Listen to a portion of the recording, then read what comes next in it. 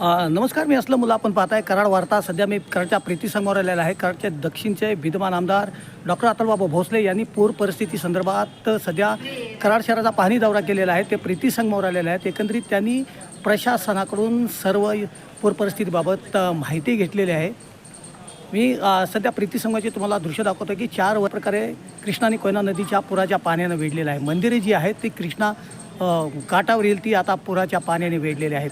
प्रीती संगमाचे सध्या आपण दृश्य पाहताय. 4 वर्षानंतर हे पुराचं पाणी जे आहे ते मंदिरापर्यंत आलेलं आहे आणि ते पाण्यासाठी सध्या कराड शहरातून नागरिक जे आहेत ते मोठ्या प्रमाणात सध्या प्रीती संगमावर येऊ लागलेले आहेत.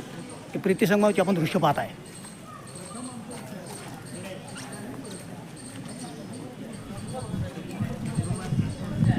कोयनेत अद्याप मुसळधार पाऊस कोसळत असून धरणाचे जे दरवाजे आहेत ते 13 फुटाने उघडण्यात आलेले आहेत.